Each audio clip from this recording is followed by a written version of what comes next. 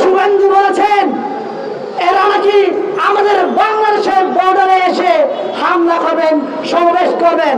আমাদের বাংলাদেশে 18 কোটি মানুষকে আঙুল চুষবে নাকি? সংখ্যালঘু নেতা, এটা কার নাম জানেন?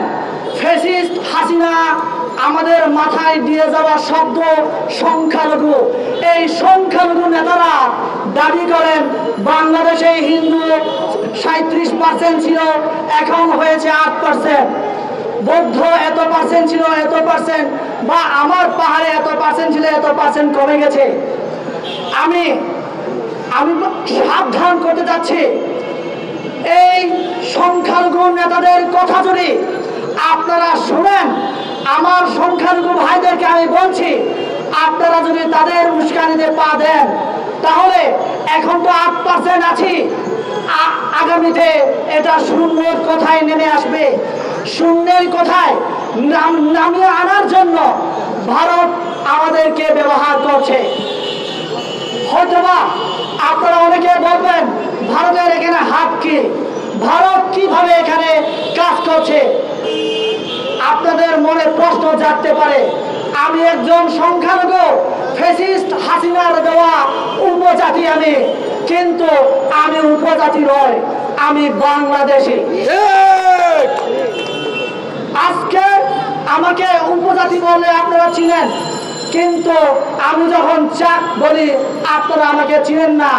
আজকে বাংলাদেশে আমরা 6000 আছে, আগামীতে এই 6000ও বাংলাদেশে থাকবো না যদি এই আমরা সেই মোদির ইশারায়, ইসকনের ইশারায় আমরা যদি তাদের কোন কথা মতো চলি।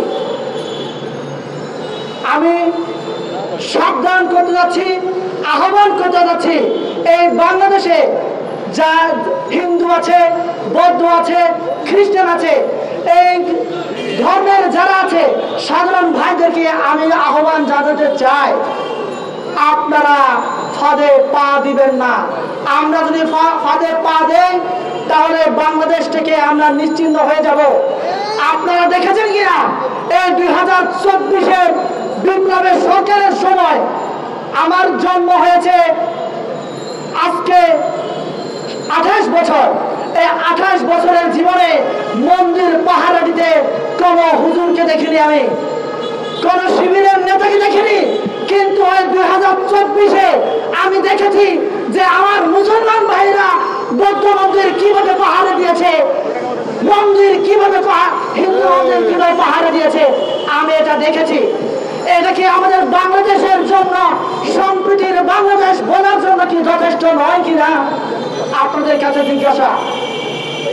তারপরও ভারতের মিডিয়া আমাদের বাংলাদেশকে নিয়ে নানা প্রোপাগান্ডা ছড়িয়ে বেড়াচ্ছে।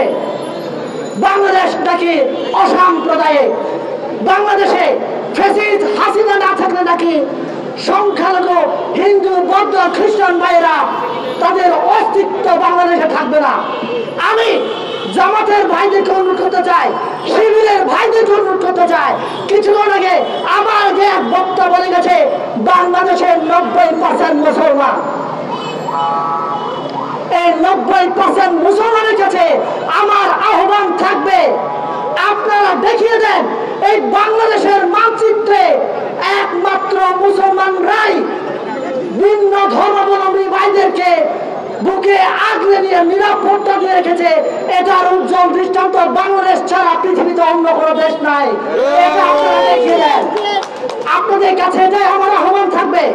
তাহলে আজকে কে হিন্দু মারা গেল, কে মুসলমান মারা গেল, এই বিচার বিশ্লেষণে আমাদেরকে সমাবেশ করতে হবে না।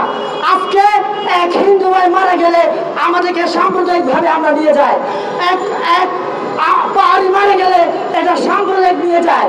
আমরা সাম্প্রদায়িক দ্বারা ভাবতে ভাবতে বাংলাদেশকে এমন ভাবে এমন জায়গায় নিয়ে যাওয়ার চেষ্টা করছে যাতে করে আমরা আমাদের মনের অজান্তেই আমরা ভারতের অঙ্গরাজ্যে ঢুকে যাই। আমরা ভারতের অঙ্গরাজ্য হতে চাই না। এই বাংলাদেশের প্রত্যেকটা মানুষ ভারতের অঙ্গরাজ্যের মধ্যে থাকতে চায় না, আমরা স্বাধীন বাংলাদেশে থাকতে চাই। শুভেন্দু বলেছেন এরা নাকি আমাদের বাংলাদেশের বর্ডারে এসে হামলা করবেন, সমাবেশ করবেন। আমাদের বাংলাদেশে 18 কোটি মানুষকে আঙ্গুল চুষবে নাকি? আপনারা বলেন আমরা কি আঙ্গুল চুষবো? আপনাদেরকে আমরা দেখে দেব। আপনাদের 7 সিস্টার আমাদের হাতের ইশারায় থাকবে। আপনারা যদি বেশি টানাবাহানা করেন তাহলে আমাদের বাংলাদেশের 18 কোটি মানুষ অস্ত্র ধরা লাগবে না। একটা একটা লাঠি দিয়ে যদি আমরা ভারতের দিকে অগ্রসর হই তাহলে আপনাদের অবস্থা কি হবে আপনারা চিন্তা করে দেখুন।